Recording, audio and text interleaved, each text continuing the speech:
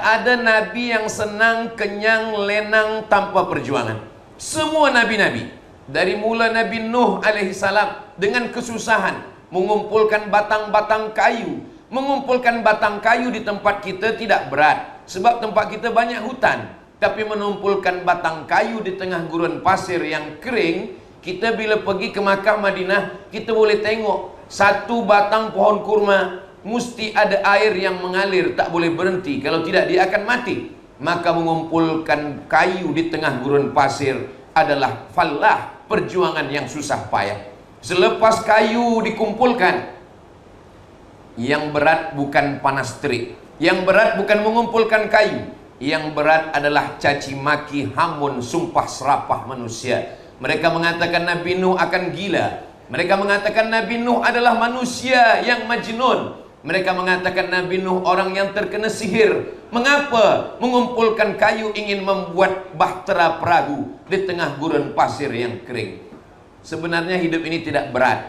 Mengambil tanaman tidak berat, menanam tanaman tidak berat, mencangkul, mengolah tanah pun tidak berat. Yang berat adalah memikirkan cakap orang lain.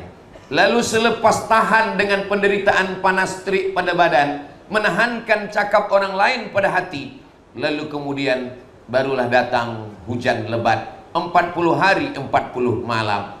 Lalu kemudian selepas 40 hari 40 malam, tidak lagi berhadapan dengan panas, tidak lagi berhadapan dengan manusia, tapi berhadapan dengan anak kandung sendiri. Apa kata Allah Ta'ala menceritakan Nabi Nuh? Saat Nabi Nuh menengok anaknya Kan'an akan tenggelam, Nabi Nuh berkata, ya bunayya, wahai ananda, wahai buah hati belayan jiwa, irkam ma'ana, marilah naik ke atas bahtera sampan perahu ayah. Waktu itu anaknya berkata, sa'awi ila jabalin ya'simuni minal ma', saya tidak akan naik ke atas sampan ayah, saya akan naik ke atas bukit yang boleh menyelamatkan saya daripada air, daripada semua ini. Saya boleh selamat tanpa pertolongan ayah.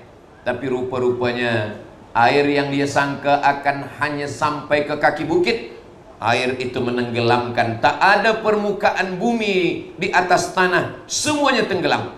Ketika anak akan tenggelam, yang bangkit dari diri Nabi Nuh bukanlah kenabian, tapi seorang ayah yang sayang kepada anak. Nabi Nuh saat itu berkata, ya bunayya, wahai anakku, naik. Tapi anaknya berkata, sa'awi ila jabali ya'simuni minal ma'. Lalu ketika dia tengok anaknya akan mati tenggelam, saat itu Nabi Nuh tidak lagi sebagai seorang nabi, tapi sebagai seorang ayah yang tak sampai hati menengok anak dari darah daging sendiri akan tenggelam. Saat itu dia berkata kepada Allah Subhanahu wa taala, ya Rabbi, inna bni min ahli. Ya Rabbi, ya Tuhanku, inna bni min ahli, itu anakku, itu ahli keluargaku, tolong dia ya Allah. Kalau kita tengok bunyi doa Nabi Nuh itu, tidak ada satupun kalimat meminta kepada Allah. Dia tidak memohon kepada Allah. Nabi Nuh malu. Nabi Nuh hanya berkata, ya Rabbi. Nabi Nuh tidak mengatakan ya Allah. Nabi Nuh tidak mengatakan ya Ilahi. Nabi Nuh mengatakan ya Rabbi. Apa beza ya Allah dengan ya Rabbi? Ketika kita mengatakan ya Rabbi, maknanya ada tiga. Ya Rabbi, engkau yang mencipta aku. Ya Rabbi, engkau yang memberi aku rezeki. Ya Rabbi, engkau yang menjaga dan memelihara aku. Pada saat itu Nabi Nuh mengatakan, ya Rabbi, ya Allah yang sudah menciptakan Kan'an. Ya Rabbi, ya Allah yang sudah memberi rezeki hidup pada Kan'an. Ya Rabbi, ya Allah yang sudah menjaga Kan'an. Inna bni min ahli, itu anakku ya Allah. Hanya setakat itu saja. Nabi Nuh malu untuk meminta kepada Allah. Nabi Nuh tak ada mengatakan selamatkan anakku, jangan tenggelamkan anakku, jaga hati anakku. Tak ada. Kenapa? Karena ada yang lebih tinggi daripada tanda-tanda iman.